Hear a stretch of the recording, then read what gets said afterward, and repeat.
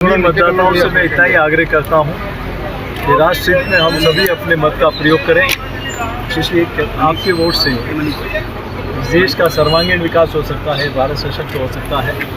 पिछले 10 वर्षों में जो जनता जनार्दन का आशीर्वाद रहा है, जो जन जन की भावनाएं दिख रही है, तो निश्चित रूप से इस बार भी फिर एक बार मोदी सरकार वही कल्पना लग रही है। और मैं सरकार का उत्साह सुबह से हर पोलिंग बूथ पर दिख रहा है, वो मैं सोचता हूँ कि लगभग 70% से ऊपर मतदान होगा। भाई साहब, ये चुनाव के जो प्रमुख मुद्दे हैं वो मोदी जी की गारंटी पे चुनाव लड़ रहे हैं, लेकिन जो विपक्षी दल है वो लगातार एक ही बात कह रहा है कि ना तो हैट्रिक राजस्थान में होगी और ना 400 पार हो पाएगा। आपको लगता है जो इंडी गठबंधन बना है वो ऐसा कुछ कमाल भी कर सकता है? मुझे लगता है कोई भी राजनीतिक दल अपने जीतने की बजाय कि उनको इतने प्रचंड बहुमत से थोड़ा सा कम मिलेगा उसी में खुश है।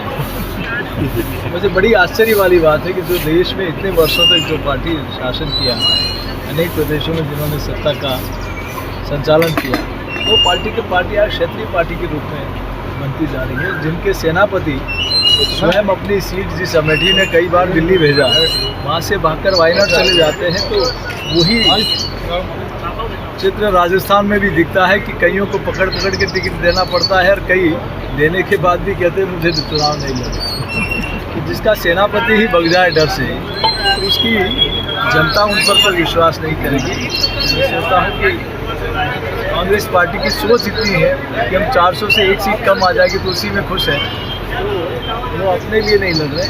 और मोदी जी को क्यों रोकना चाहते हैं? क्या धारा 370 हटना गलत था क्या प्रभु श्री राम मंदिर बनना गलत था क्या?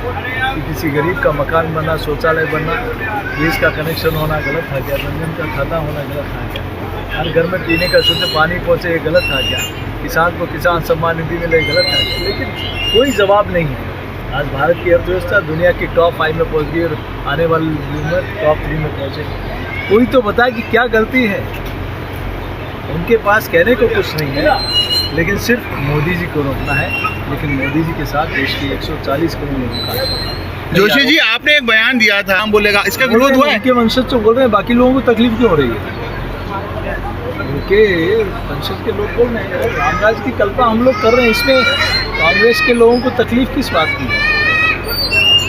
जब वो प्रधानमंत्री की कुर्सी के लिए भारत माता के टुकड़े करा दे वो ठीक है, धर्म के आधार पर करा दे वो। ये अल्पसंख्यक और बहुसंख्यक कौन लेके आया देश में? किसने कहा कि माइनॉरिटी का पहला देश के संसाधनों पर है?